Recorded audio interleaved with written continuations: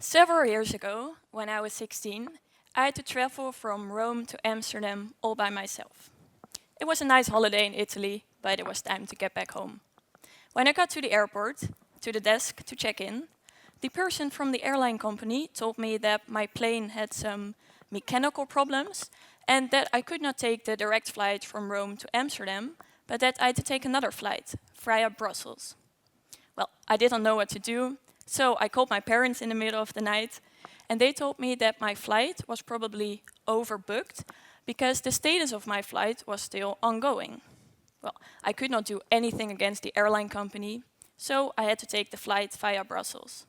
But in the end, after all the waiting times and delays and transfers, it took me more than 30 hours to get back home. Well, these long waiting times, overbooked flights, cancelled trains, this is what I call soul-crushing congestion. For example, you're a typical family and you want to visit your grandma by car, but you have 3 screaming kids in the back. And when you leave between 4 and 6 o'clock in the afternoon, a few extra hours may easily be added to your journey. Another example is that in many countries, the train might come an hour later than scheduled. Sometimes there's not even a schedule at all.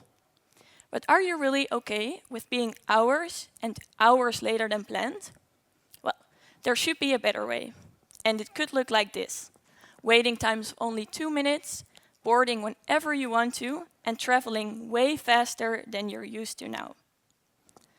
I am an applied physics student, and I like working with numbers. So, I'm a thinker. And I was thinking about this better way, and especially of our modern-day transportation systems.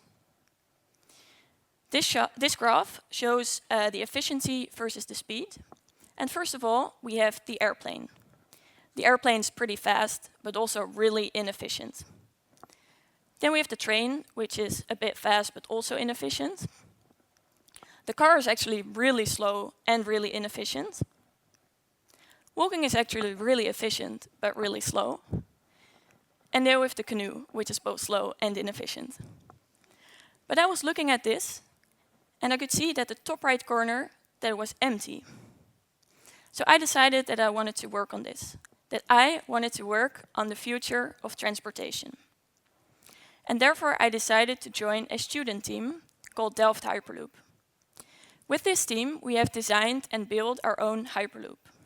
And the Hyperloop is a form of transportation in which pods, which can carry goods or people, travel at high speeds through vacuum tubes. But I will tell you more as I go along. And you're probably wondering why I showed you the movie in the beginning of my talk. Well, this movie shows a short recap of my year at Delft Hyperloop, and especially of the competition of last summer, organized by Elon Musk, in which we became second with our own Hyperloop. And we've done a lot of research on this Hyperloop. But before I talk about this, I'd like to talk to you about something else, namely energy, and especially what's wrong with it. We all know that we are running out of fossil fuels and working very hard to work against this with electric cars and other sustainable solutions. But is this really enough? Are we doing enough to compensate all the fuel burned up? Well, this is what we found. The Hyperloop is 4 times more efficient than the airplane and the train. Let me tell you why it's so efficient.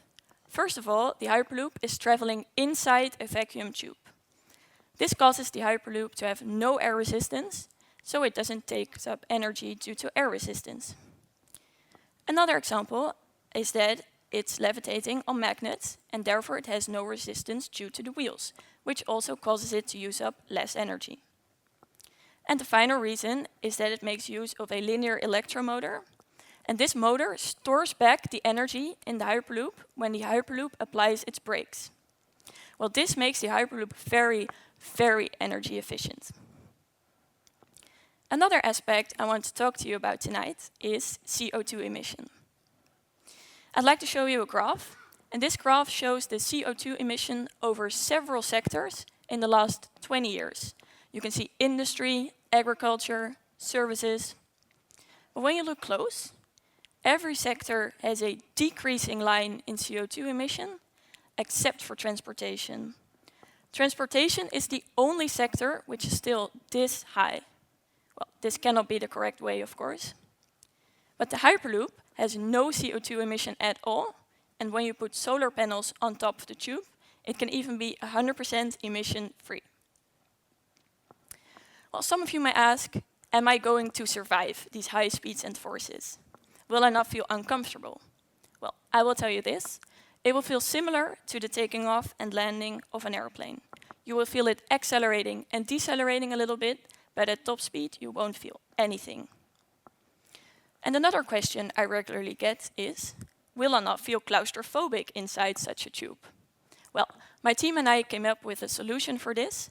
We have designed virtual windows which show a comforting view of nature, and thereby we have designed screens on top of the ceiling which show your exact location and speed, and therefore you will always know where you are inside the tube. And thereby you cannot fall out of the sky like an airplane. And I can hear you think, doesn't it take forever due to politics and licenses and money? Well, this is a problem, but we're working on it. Several startups are in conversation with the government, and many big companies are willing to invest in the Hyperloop. It might take some time, but I believe the Hyperloop will be reality. And the last thing I want to talk to you about is speed. We have some high-speed cars, our trains can go pretty fast, and our airplanes can reach a high top speed. But is this enough? Don't we want to travel faster? Let's see who wins, the car, the airplane, or the Hyperloop. Well, the Hyperloop can travel over 1,000 kilometers an hour, and maybe even faster, but we don't know what happens as we will cross the barrier of sound. But what if we can travel at these high speeds? What if distance is not a limiting factor anymore?